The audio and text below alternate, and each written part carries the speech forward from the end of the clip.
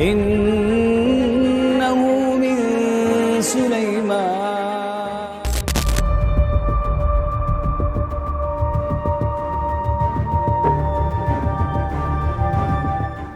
Apakah benar Abu Ubaidah syahid? Apakah benar Abu Ubaidah meninggal dunia? Banyak kemarin teman-teman yang posting bahwa Abu Ubaidah sudah syahid. Maka ana buat kajian hari ini mau menyampaikan beberapa informasi penting sekali tentang sosok Abu Ubaidah dan meluruskan beberapa kekeliruan khususnya tentang kematiannya. Tapi seperti biasa, supaya kita bisa tahu siapa dia, seperti biasa kita harus mengecek sejarah, pakai mesin waktu dan mengecek sejarahnya, latar belakangnya seperti apa. Di akhir tahun 70-an teman-teman, ada seorang pemuda namanya Samir Al-Kahlut.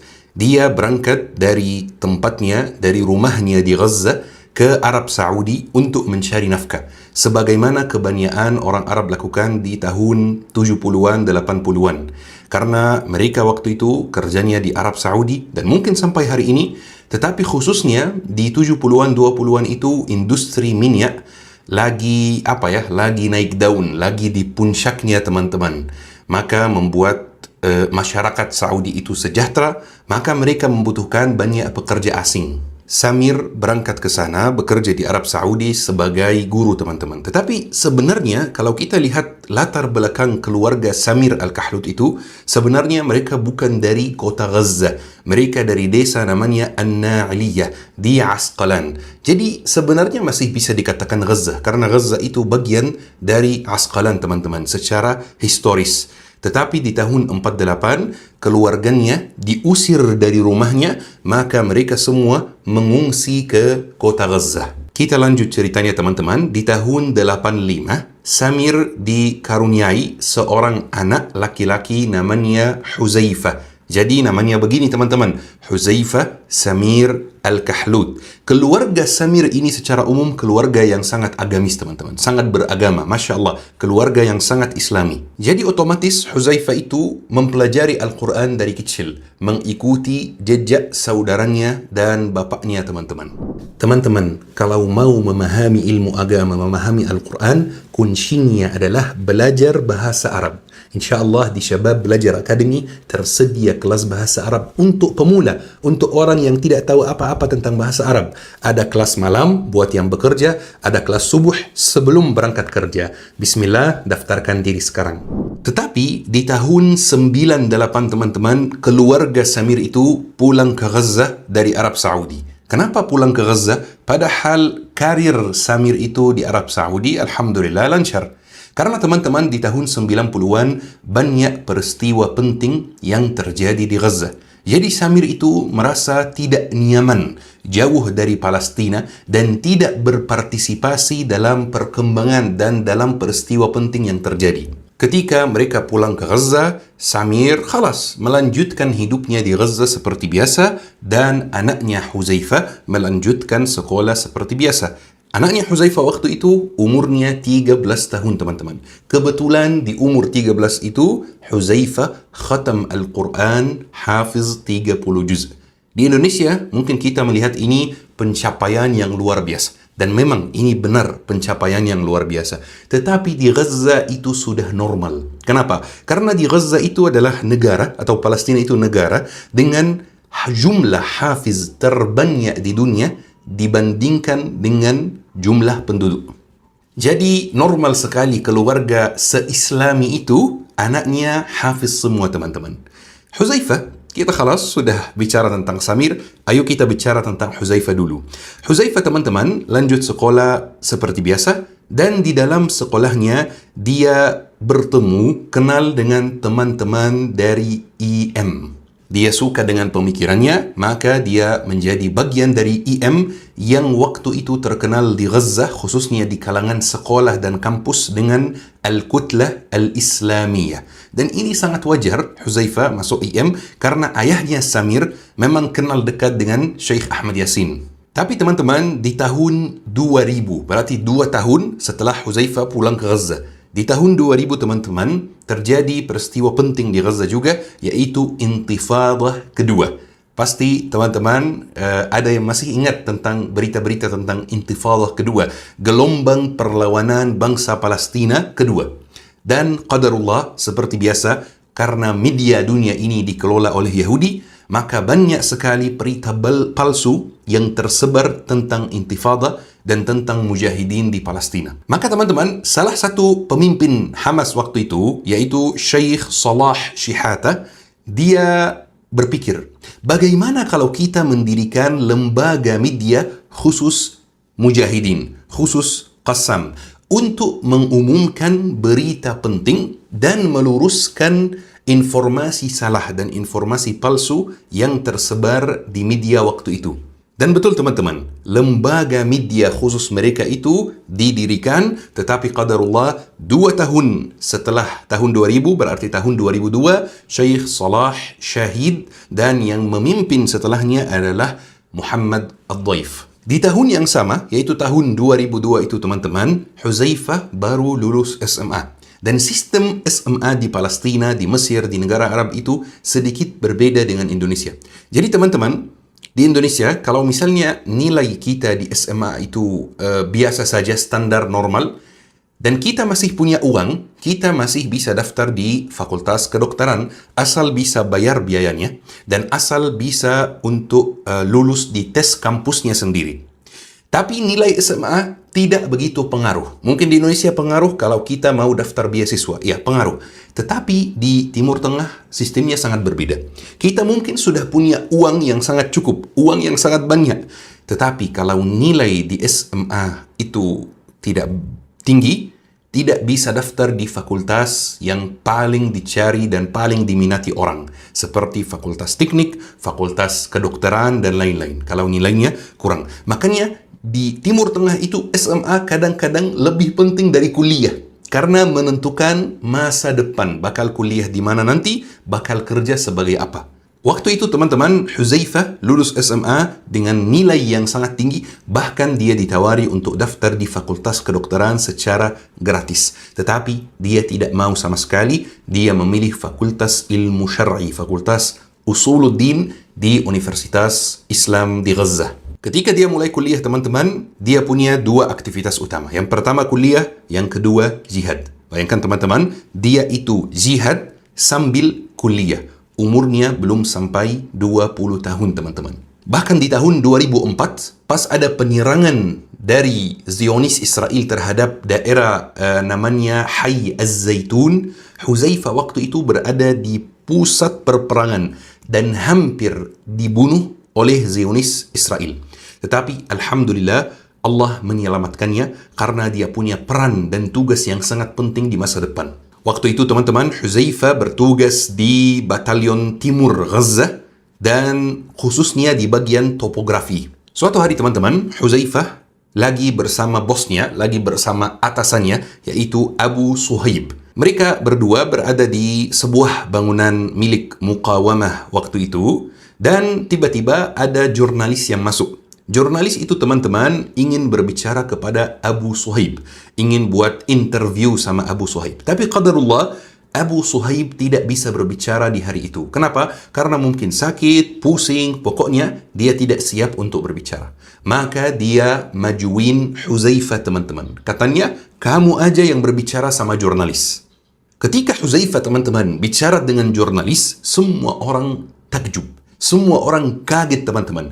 Karena bahasa Arabnya sangat jelas. Bahasa Arabnya sangat tepat. Bahasa Arabnya sangat kuat. Bahasa Arabnya sangat benar.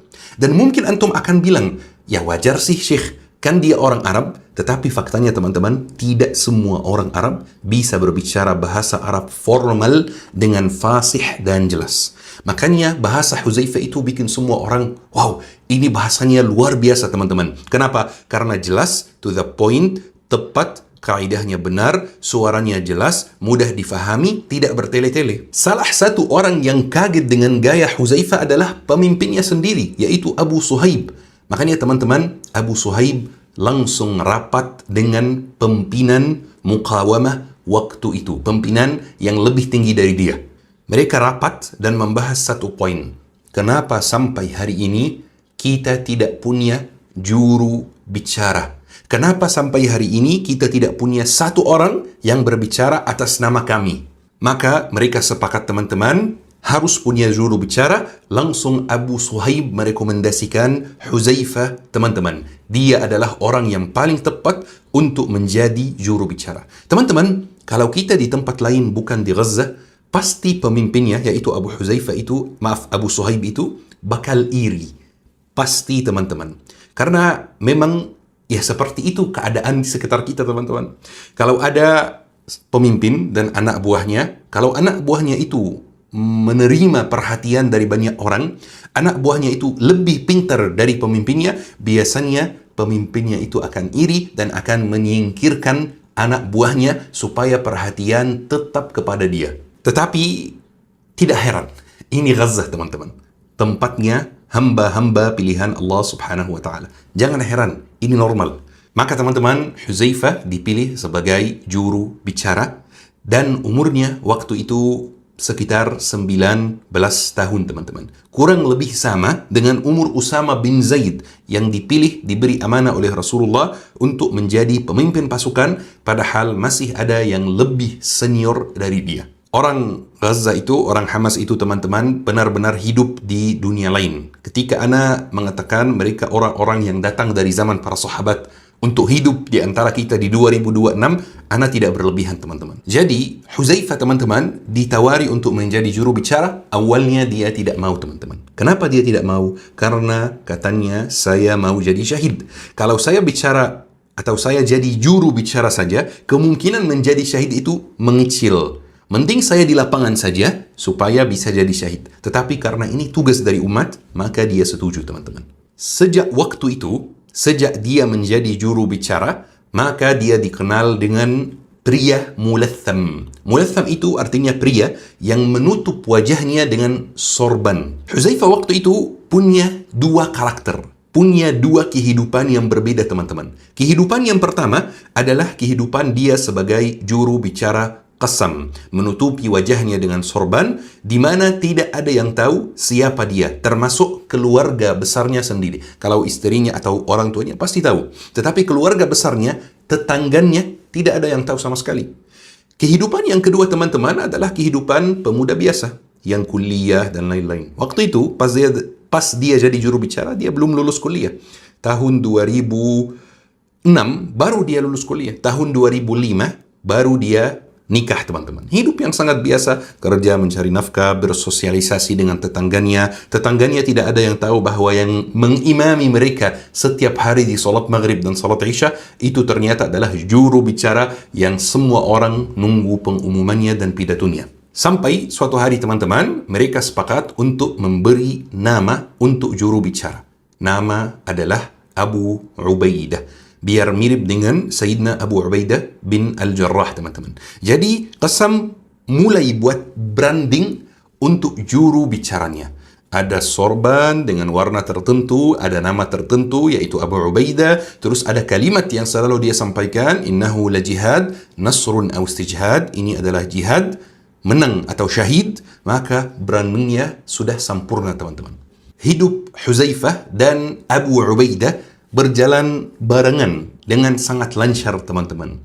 Di tempat Qasam, dia adalah Abu Ubaidah. Di rumahnya, dia adalah Huzaifah. Tahun 2013 teman-teman, dia menyelesaikan S2-nya dengan tesis yang berjudul Al-Ardul Muqaddasah Bain Al-Yahudiyyah Wal-Masihiyah Wal-Islam. Tanah suci antara agama Yahudi dan Nasrani dan Islam. Setelah selesai teman-teman, dia pengennya daftar S3 tapi di luar Gaza. Dia mau mencari pengalaman baru. Dia daftar di Maroko, daftar di Aljazair, tetapi ditolak. Kenapa ditolak? Kata kampusnya karena alasan keamanan. Agak aneh teman-teman. Setelah itu, pelan-pelan dia itu menjadi salah satu pemimpin Qasam. Bukan hanya juru bicara, tapi salah satu pemimpinnya. Salah satu pemimpin yang dilibatkan untuk menentukan strategi dan rencana masa depan. Padahal umurnya sangat muda dibanding pemimpin-pemimpin yang lain. Sampai mulai Tufan Al-Aqsa 2023 teman-teman, semua orang menunggu pengumuman dia, pidato dia. Di Gaza, tempat dia bekerja teman-teman, di bangunan di mana mereka pakai untuk merekam pengumumannya, itu tempatnya berada di dalam lapangan, teman-teman. Dan dicatat beberapa kali bahwa tempat tersebut hampir ketahuan, hampir diserangi oleh Israel beberapa kali, teman-teman. Bahwa sebagian dari dindingnya hancur. Israel tidak tahu bahwa bangunan itu adalah tempatnya Abu Huzaifah, di mana semua pengumuman itu direkam, teman-teman. Dia hidup di dalam Gaza seperti warga biasa. Dia nggak punya kelebihan tertentu karena dia pemimpin misalnya. Dan antum lihat sendiri, lihat perbedaan dia dari pidato pertama di awal perang sampai pidato terakhir, atau pengumuman pertama sampai pengumuman terakhir. Berat badannya turun 25 kilo, teman-teman. Kenapa? Karena kelaparan, karena tidak ada makanan, teman-teman.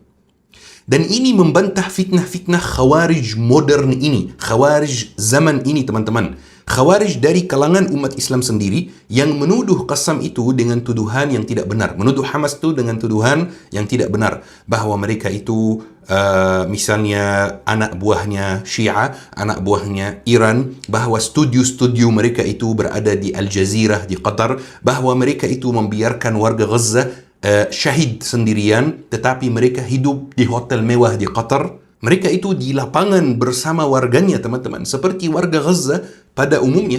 Bahkan beberapa dari mereka dari awal perang sudah meniatkan puasa. Khalas, mereka puasa dari awal perang. Mereka buka puasanya pakai kurma, pakai susu, itu pun kalau ada, teman-teman. Maka itu semua membantah fitnah Khawarij modern yang kadang-kadang mengklaim dirinya mengikuti sunnah Nabi dan lain-lain, tetapi mereka tidak melakukan apapun kecuali menjelekkan para mujahidin yang berjihad di jalan Allah Subhanahu wa taala. Tapi qadarullah, teman-teman, di pertengahan perang identitas Abu Ubaidah terbongkar. Ada seorang pengkhianat di Gaza yang membongkar identitas Abu Ubaidah. Jadi Israel sekarang sudah tahu bahwa Abu Ubaidah itu adalah Huzaifah Al-Kahlut. Israel mulai mencari dia. Bahkan tempat dia berada, tempat keluarganya, tempat rumahnya sudah ditargetkan 6 kali sepanjang perang oleh Israel. Semua harta duniawi yang dia punya itu hilang. Tetapi dia tidak peduli, dia tidak putus asa. Karena tujuannya memang dari awal apa? Syahid, teman-teman. Bahkan, teman-teman, pengumuman terakhir yang dia rekam itu disampaikan oleh salah satu orang yang hadir di tempatnya waktu itu, bahwa pengumuman itu direkam beberapa kali, dihentikan, direkam. Karena Abu Ubaidah waktu itu menyampaikan rasa kecewanya terhadap umat Islam dan terhadap bangsa Arab yang membiarkan Gaza sendirian. Sehingga dia meneteskan air mata. Meneteskan air mata, mereka berhenti rekam dari awal. Berkali-kali mereka rekam pengumuman ini karena dia menyimpan rasa kecewa yang besar di dalam hatinya terhadap umat Islam. Jadi selama bulan Agustus 2025 kemarin itu, teman-teman, hidupnya benar-benar tidak mudah sama sekali. Karena setiap beberapa hari dia harus memindahkan keluarga besarnya dari tempat ke tempat. Tidak boleh berada di satu tempat lebih dari beberapa hari. Karena Israel menargetkan tempat dia berada. Sampai suatu hari, teman-teman, dia dan keluarga besarnya berada di sebuah rumah di Hayy Al-Rimal di Gaza, di daerah Al-Rimal di Gaza. Dia menyelesaikan pekerjaannya di bangunan tersebut, di studionya. Kemudian dia kembali ke rumah itu untuk melihat keadaan istrinya, anaknya, dan keluarga besarnya. Ternyata ada seorang pengkhianat yang tercatat atau terhitung sebagai muslim, sayangnya, yang melihat Huzaifah masuk rumah itu secara diam-diam. Maka dia telepon Israel.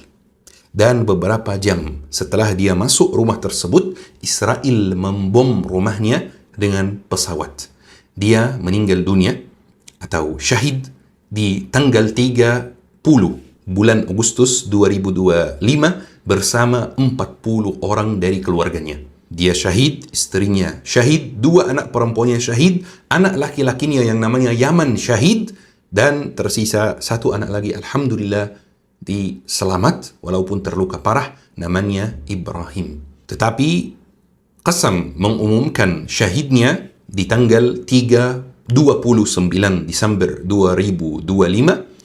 Qassam mengumumkan bahwa Huzaifah Al-Kahlut telah syahid dan selama ini dia yang merupakan juru bicara mereka. Ini ceritanya Huzaifah, teman-teman. Tetapi, ana mau meluruskan satu informasi yang salah selama ini. Banyak yang mengatakan bahwa Abu Ubaidah syahid, bahwa Abu Ubaidah meninggal dunia. Kata siapa? Kata siapa, teman-teman? Orang yang mengatakan bahwa Abu Ubaidah syahid itu, dia salah. Tidak benar. Abu Ubaidah masih hidup sampai detik ini, teman-teman.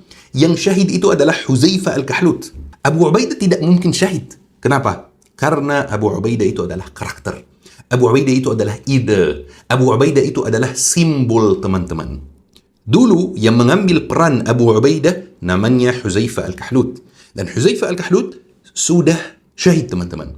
Langsung besoknya ada orang lain yang mengambil peran Abu Ubaidah. Coba lihat, teman-teman, pengumuman Hamas yang sekarang masih dengan pakaian yang sama, simbol yang sama, nama yang sama, gaya yang sama, dan masih Abu Ubaidah juga, teman-teman. Abu Ubaidah adalah simbol, dan simbol tidak bisa dibunuh. Simbol tidak bisa mati, teman-teman. Simbol akan hidup selamanya. Jadi, teman-teman, Huzaifah Al-Kahlut sudah syahid. Semoga kita dikumpulkan dengan dia di surga Al-Firdaus bersama Nabi Muhammad SAW. Tetapi Abu Ubaidah masih hidup sampai hari ini. Kalau mereka bunuh Abu Ubaidah yang sekarang, besok akan ada 1000 Abu Ubaidah lagi. Dan ini sesuatu atau hal yang gagal dipahami oleh Zionis Israel. Bahwa umat ini melahirkan banyak pemimpin, melahirkan banyak mujahid. Bunuh satu ada 1000, bunuh satu ada 1000. Bahkan kadang-kadang syahidnya satu pemimpin itu memberi motivasi kepada umat Islam untuk memperbaiki diri dan untuk menjadi mujahidnya besok. Teman-teman yang dirahmati oleh Allah Subhanahu wa taala, ini kajian singkat menjelaskan, meluruskan beberapa informasi salah tentang Abu Ubaidah dan menjelaskan siapa itu Huzaifah Al-Kahlut.